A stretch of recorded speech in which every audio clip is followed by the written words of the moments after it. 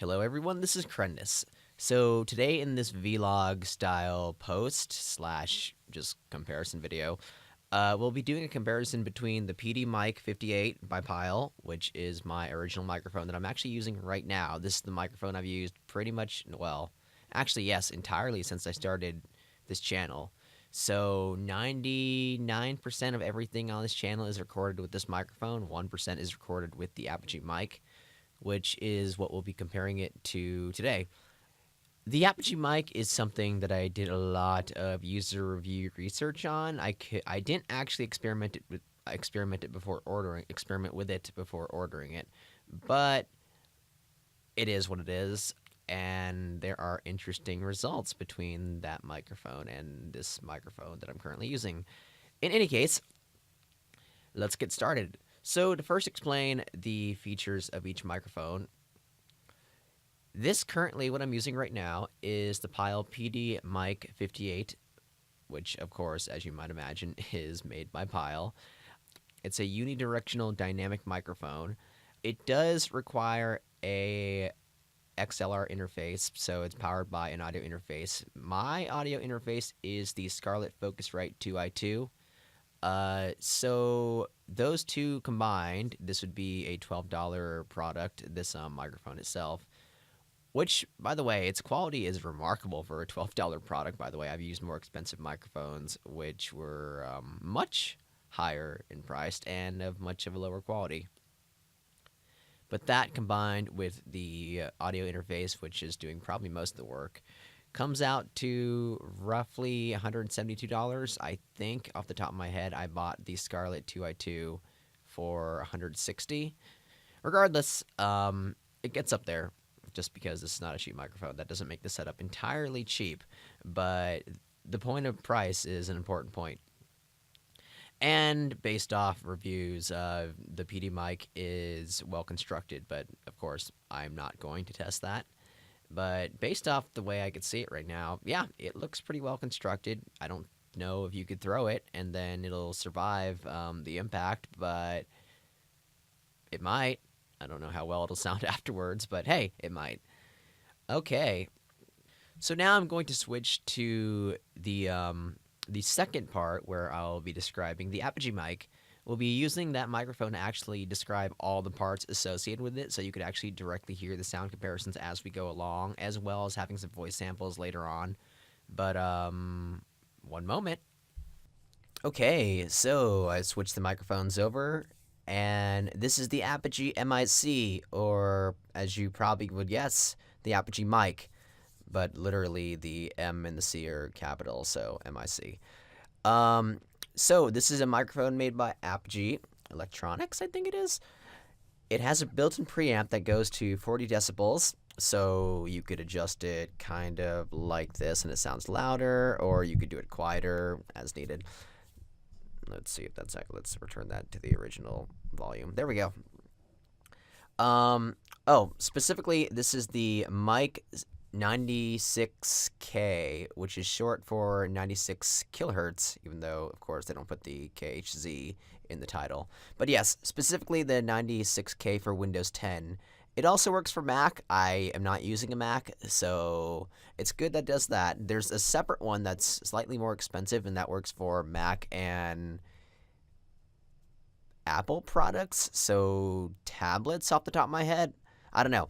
I didn't actually look up that version, but there is virtually no difference between the two. What you're getting here, presumably, is what you're getting if you get the other version that is not compatible with Windows 10. This one was released in August, sometime in August last year, so it's a relatively new microphone, and that's why I wanted to give it a shot. Now, the important part here is value, in my opinion, anyways. This is a USB microphone, and it costs somewhere around $199 before tax. It's slightly over that when you factor in shipping and handling, but yeah, this is what you would get for a straight out of the box $199 product. Almost $200, obviously. It's pretty good. I think for that price, it's pretty good. You don't need to buy an audio interface at all. It has a built-in preamp, like I said, so that's taken care of. Its audio quality is pretty good. Its positioning is a bit different than the PDMiC58, which I had to accommodate for. But for the most part, yeah, this is also a smaller microphone than the PDMiC58. This is roughly the size of a very massive permanent marker by Sharpie, which I've seen around. They do exist. I'll put a screen up of what these microphones look like, of course. But for the most part, yeah, I think this is a perfectly serviceable microphone. My question, of course, was how does it compare to the PDMiC58? Because just by listening to side-by-side comparisons, I couldn't really detect much of a difference at all. So maybe we'll see if there's a difference here. He counted only 10 soldiers walking in the square across from the department store and in the streets around him. No cars or motorcycles broke the early silence. He wondered that there was not more activity, though he knew he was for the most part a stranger to the administration of war. In fact, he did not know how it worked on the large scale, outside the narrow range of his crosshairs. He counted only 10 soldiers walking in the square across from the department store and in the streets around him. No cars or motorcycles broke the early silence. He wondered that there was not more activity, though he knew he was for the most part a stranger to the administration of war. In fact, he did not know how it worked on the large scale, outside the narrow range of his crosshairs.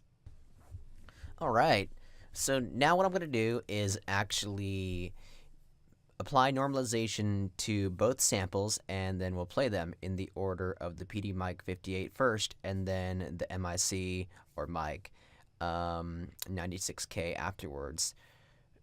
And then we'll see exactly what this would sound like on both ends. I will also be applying noise reduction, so there won't be any background noise in either of them, really.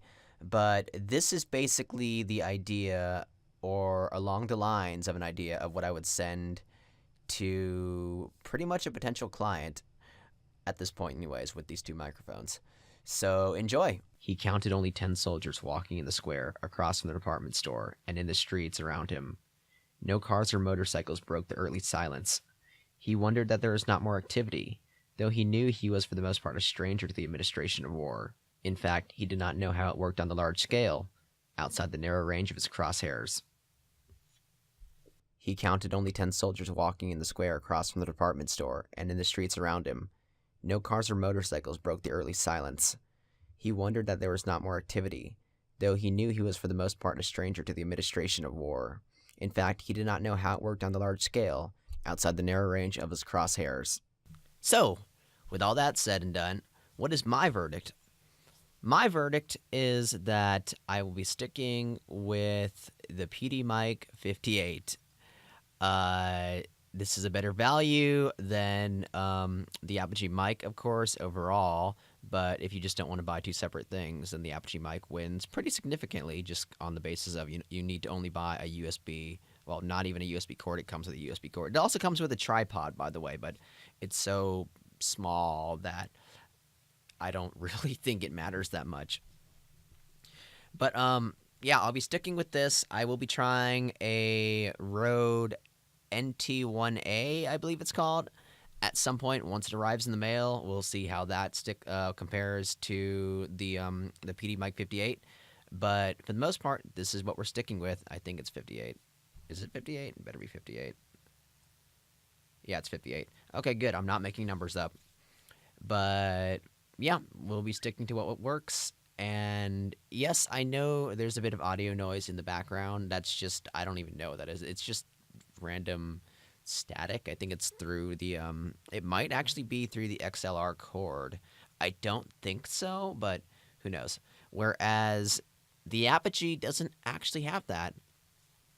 But for me, the Apogee just gives more of a natural compressed sound than this does, I feel like. Some describe it as a tinny sound. I don't know what a tinny sound sounds like, because I, off the top of my head, do not know what I would sound like if I spoke in a tin can. So I don't think I would sound that way anyways. But hey, there you go. Regardless, we'll be sticking with the PDMiC58. Once again, this is $72 versus $199. I think the Apogee mic is a perfectly serviceable product. I think it's great for what it is. Um, a question I guess I could ask for a new, answer as well, ask and answer, is for a new voice talent, is the Apogee mic pretty good? I'd say it's pretty good, but so is this one, and this is cheaper. So it's really up to you. At the end of the day, like, people use microphones differently. They all come through microphones differently. That's why I can make this probably sound better than other people. That's why other people could probably make the Apogee mic sound better than this one to me. Um, like, there a few, you could look up their commercials, and I think one features Joe Cipriano. I know it does, in fact. And boy, he sounds really good on an Apogee microphone. Of course, this is also in a very ideal studio setup. My home studio is pretty ideal as far as I'm concerned. I do have soundproofing, and it's pretty acoustically treated. So for the most part, I think it's comparable to what you would be recording in an actual professional studio. But of course, it's not at the same time. So it is what it is.